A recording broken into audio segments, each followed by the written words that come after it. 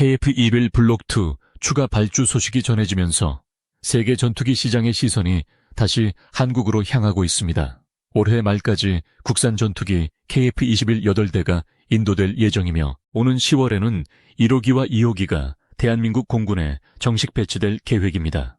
더 놀라운 것은 그 다음입니다. 공중전 능력을 중심으로 한 블록1 40대에 이어 공대지와 공대함 정밀 타격 능력을 크게 확장한 블록2 80대까지 추가 발주가 추진되면 전체 규모는 무려 120대에 이릅니다. 단순히 시제기를 만드는 단계가 아니라 대규모 양산 체제가 실제로 돌아가기 시작하는 것입니다. 최근 KAI는 약 4분 50초 분량의 홍보 영상을 공개하며 KF-21의 개발 과정과 생산 능력을 집중적으로 소개했습니다.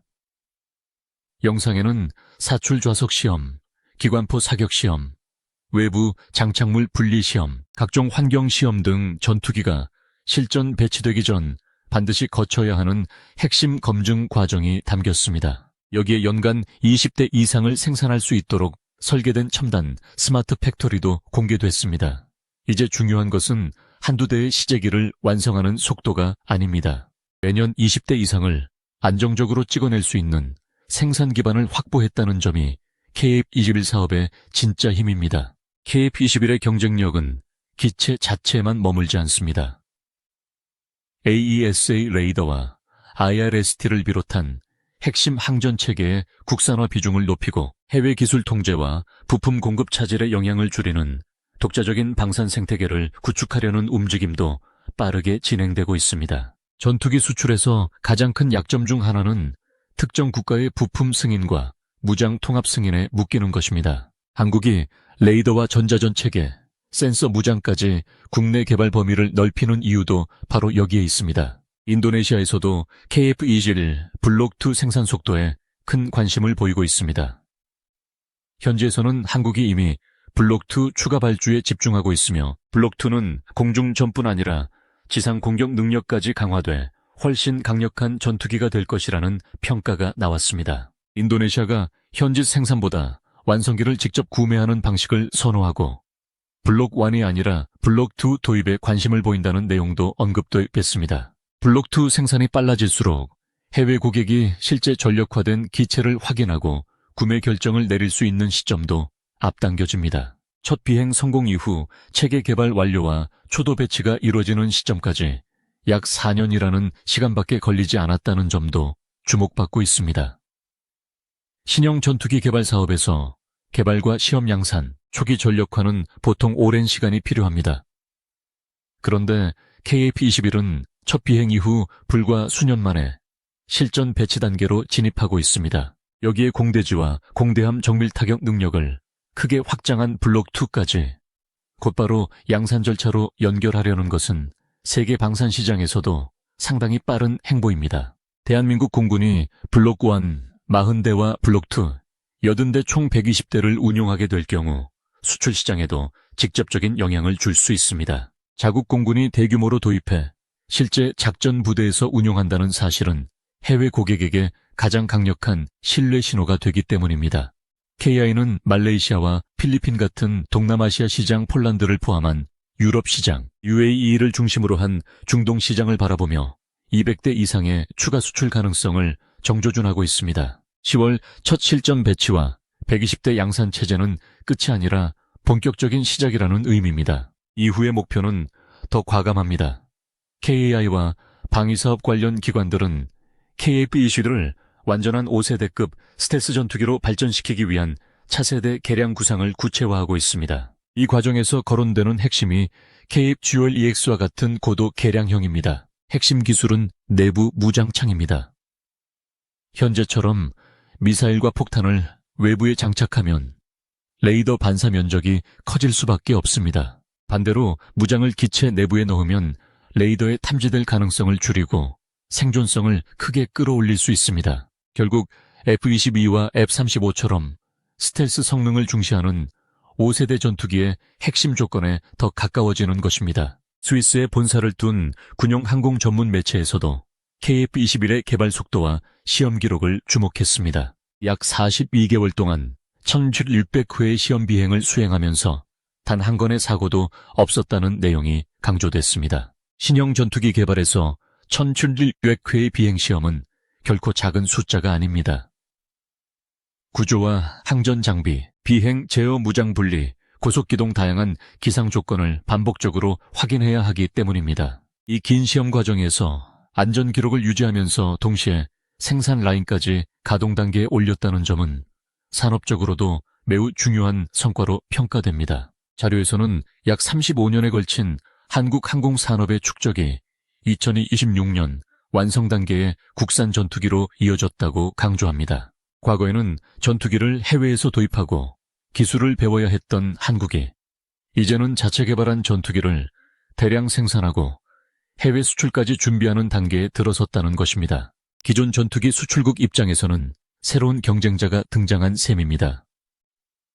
특히 가격과 생산 속도 기술, 이전 조건, 무장 통합의 유연성이 결합될 경우 KF-21은 기존 서방 전투기와 다른 선택지를 제공할 수 있습니다. 한편 세계에서는 6세대 전투기 개발 경쟁이 빠르게 진행되고 있습니다. 영국과 일본, 이탈리아가 공동으로 추진하는 GKPA에는 캐나다와 사우디아라비아, 인도, 싱가포르 등 여러 국가가 관심을 보이고 있습니다. 6세대 전투기 개발 기회를 놓칠 수 있다는 불안감이 커지고 있기 때문입니다.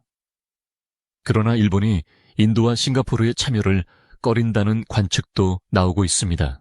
프랑스와 독일 중심의 FCAS가 개발 과정에서 난항을 겪는 가운데 6세대 전투기 시장은 미국과 GCRP 중심으로 재편되는 모습입니다. 그리고 이 구도에서 한국이 예상 밖의 변수로 떠오르고 있다는 것이 자료의 핵심 주장입니다.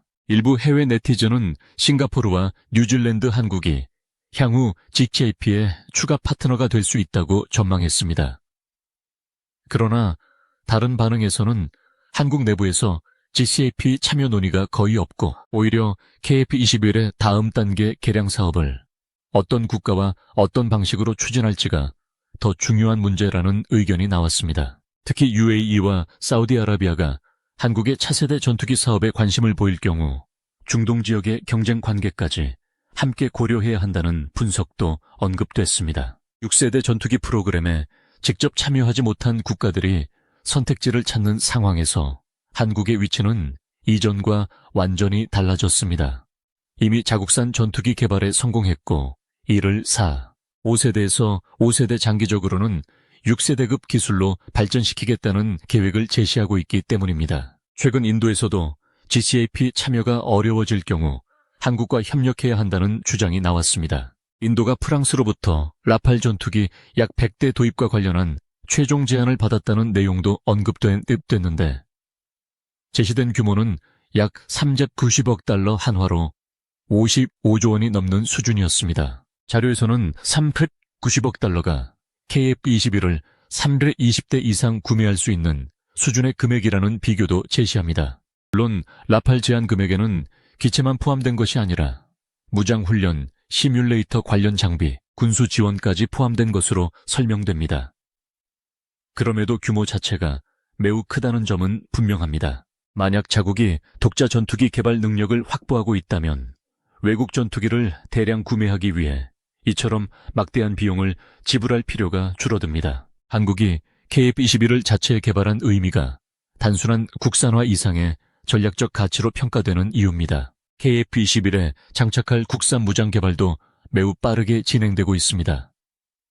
최근 한국형 공중발사 장거리 순항미사일의 시험 발사가 성공했다는 소식이 전해졌습니다. 기존의 해외에서 도입한 타우러스급 장거리 정밀 타격 무장을 대체할 국산 미사일로 초기 물량만 약 250발, 전체 주문 규모는 약 400발에 이를 것으로 언급됐습니다. 이 무장이 KF-21에 통합되면 한국 공군은 전투기뿐 아니라 핵심 장거리 타격 수단까지 국내 체계로 운용할 수 있게 됩니다. 무장 국산화는 장거리 순항미사일에서 끝나지 않습니다. 지난 7월 15일 청주 오스코 컨벤션 센터에서는 국방부와 방위사업청, 공군 등 약 350명의 핵심 관계자가 참석한 세미나가 열렸습니다. 핵심 화두는 장거리 공대공 유도탄의 완전 국산화였습니다. LIG 넥스원은 지난 6월 장거리 공대지 유도탄 비행 시험을 성공적으로 진행한 데 이어 단거리 공대공 유도탄 개발도 추진하고 있습니다. 여기에 독자 개발 장거리 공대공 미사일까지 결합되면 KF-21은 해외 무기 수출 승인과 통합 허가에 대한 의존도를 크게 낮출 수 있습니다. 중동 매체 디펜스 아랍은 한국이 중동 국가 수출을 확대하기 위해 약 280억 달러 규모를 투자해 KF-21의 국산 미사일 체계를 통합하려 한다는 취지의 보도를 내놓았습니다. 자료에서는 한국이 KF-21의 무장 체계를 최대한 자립시키고 전투기에 필요한 탄약과 미사일을 국내에서 개발하고 통합하는 것을 목표로 하고 있다고 설명합니다. 유럽산 미사일 의존도를 줄이고 세계 전투기 시장에서 경쟁력을 높이겠다는 전략입니다. 유도폭탄 단거리 공대공 미사일, 지상 공격용 미사일, 그리고 개발 중인 장거리 공대공 미사일까지 국산 무장 체계를 하나로 묶으려는 것입니다. 현재 중동에서 KF-21 수출과 관련해 가장 중요한 국가 중 하나는 UAE입니다. UAE는 과거 프랑스 라팔 관련 사업에 약 5조 원 규모의 공동 투자를 검토했지만 기술 이전 문제로 협상이 틀어졌고 미국 F-35 도입도 외교적 제약으로 지연된 상태라는 내용이 자료에 등장합니다. 이런 상황에서 대안으로 떠오른 것이 KF-21입니다. 성능과 가격, 그리고 일부 서방제 무기보다 상대적으로 유연한 협력 조건이 강점으로 거론됐고 약 150억 달러 한화, 약 20조 원 규모의 투자 가능성까지 언급됐습니다. 하지만 최근 협상에서 가장 민감한 쟁점은 기술 이전 범위입니다. 특히 소스코드 문제가 핵심입니다. UAE 측은 대규모 자금을 투입하는 만큼 AESA 레이더와 전자전 체계, 미사일 통합에 필요한 핵심 전투 소프트웨어와 제어 권한까지 폭넓게 확보하려는 것으로 설명됩니다. 반면 한국 정부와 방위사업청은 소스코드를 국가 안보와 직결되는 핵심 자산으로 보고 있습니다. 돈을 많이 투자한다고 해서 전투기의 핵심 제어 기술 원본까지 넘길 수는 없다는 입장입니다. 이와 비슷한 갈등은 과거 천궁이 수출 협상에서도 나타났다고 자료는 설명합니다. UAE가 다기능 레이더와 교전 통제소의 핵심 소프트웨어 기술 이전을 폭넓게 요구하면서 협상이 지연됐지만 한국은 핵심 소스 코드와 기술 원본은 이전할 수 없다는 원칙을 유지했습니다. 대신 UAE군이 요구하는 사막형 운용 환경에 맞춘 소프트웨어 개량과 현지 군수지원 패키지를 강화하는 방식으로 절충점을 찾았습니다. 결국 핵심 기술은 지키면서도 고객이 실제로 필요로 하는 운용 능력은 제공하는 방식입니다. 현재 UAE와의 KF-21 협상도 완전히 결렬된 것이 아니라 투자 규모만큼 더 많은 기술을 원하는 UAE와 핵심 안보 기술에는 선을 긋는 한국 사이의 막판 협상 단계라는 것이 자료의 설명입니다. 그리고 중요한 점은 과거와 달리 한국이 협상에서 상당한 주도권을 갖고 있다는 주장입니다. 차세대 전투기를 도입하고 싶어 하는 국가는 많지만 적절한 시기에 실제 기체를 공급하고 검증된 성능과 생산 능력까지 함께 보여줄 수 있는 공급자는 제한적이기 때문입니다. 마침내 오는 9월 말에는 KF-21 초도 물량이 대한민국 공군에 공식 인도될 예정입니다. 그리고 10월에는 1호기와 2호기가 정식 배치됩니다. 올해 말까지 8대 인도 블록 1 40대, 블록 2 80대 총 120대 양산체제, 연간 20대 이상 생산 가능한 스마트 팩토리, 42개월 동안 1600회의 시험, 비행사고, 영건이라는 기록이 하나의 흐름으로 이어지고 있습니다. 여기에 초기 약 250발, 전체 약 400발 규모의 장거리 국산 타격 무장과 장거리 공대공 미사일 개발까지 더해지고 있습니다. 해외에서는 KF-21의 속도를 두고 놀랍다는 반응이 나오고 있습니다. 한 해외 네티즌은 한국이 무엇이든 빠르게 만들어내는 나라라는 것은 알고 있었지만 보라매가 이렇게 빨리 완성 단계에 이를 줄은 몰랐고 아무리 낙관적으로 봐도 2018년은 되어야 할 것으로 생각했다고 반응했습니다. 그러나 실제 일정은 그 예상보다 훨씬 빠르게 진행되고 있습니다. 이제 KF-21의 경쟁력은 단순히 한국이 전투기를 만들었다는 사실이 아닙니다. 120대 규모의 자국 주문, 200대 이상을 겨냥한 수출 시장, 5세대급 개량 계획, 장기적인 6세대급 발전 구상, 그리고 국산 무장 체계까지 하나로 연결되고 있다는 점입니다. KF-21은 더 이상 개발 성공 여부를 묻는 단계에 있지 않습니다. 이제 남은 질문은 얼마나 빨리 양산 규모를 키우고 얼마나 많은 국산 무장을 통합하며 어떤 국가가 첫 대규모 해외 고객이 될 것인가입니다. 9월 말 초도 인도, 10월 1호기와 2호기 정식 배치, 올해 말 8대 인도라는 일정이 현실화되면 KF-21은 개발 프로그램에서 실제 전력으로 완전히 넘어가게 됩니다. 그리고 그 순간부터 세계 전투기 시장은 한국을 더 이상 잠재적 경쟁자가 아니라 실제 공급국으로 계산해야 합니다. 특히 블록2의 의미는 단순한 원이 제공하는 공중전 능력을 기반으로 공대지와 공대함 정밀 타격 능력이 확대되면 KF-21은 임무 범위 자체가 달라집니다. 해외 고객 입장에서도 전투기 한 종류로 영공 방어와 장거리 요격, 지상 표적 타격, 해상 표적 공격까지 폭넓게 수행할 수 있는지가 구매 판단의 핵심이 됩니다. 한국 공군이 먼저 40대의 블록 1과 80대의 블록 2를 운용하고 실전 데이터를 축적하면 그 자체가 수출 협상에서 강력한 실적이 됩니다.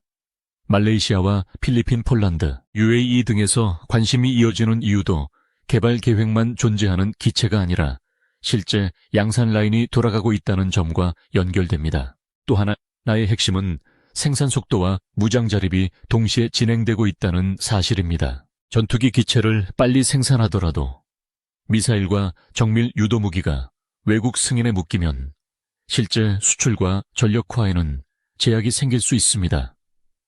그래서 장거리 공대지 유도탄과 단거리 공대공 유도탄, 장거리 공대공 유도탄을 국내에서 개발하고 통합하려는 계획이 중요합니다. 자료가 강조하는 방향은 명확합니다. KF-21을 판매할 때 기체만 수출하는 것이 아니라 센서와 소프트웨어, 미사일 훈련, 군수 지원까지 하나의 체계로 묶을 수 있어야 한다는 것입니다. 이 구조가 완성되면 해외 구매국은 특정 제3국의 승인 문제를 줄일 수 있고 한국은 수출 계약 이후에 유지보수와 개량 사업에서도 더 큰 주도권을 가질 수 있습니다. 결국 2026년은 KF-21에게 시험기의 해가 아니라 양산 전투기로 전환되는 분기점으로 제시되고 있습니다. 42개월 동안 1900회의 비행시험을 거친 기체가 9월 말 초도 인도와 10월 정식 배치를 거쳐 올해 말 8대까지 인도되는 흐름은 개발과 생산이 동시에 속도를 내고 있다는 상징입니다. 여기서 블록2 80대가 이어지고 총 120대 체제가 완성된다면 KF-21은 한국 공군의 주력 전력 확대와 해외 수출을 동시에 끌고 가는 플랫폼으로 자리 잡게 됩니다.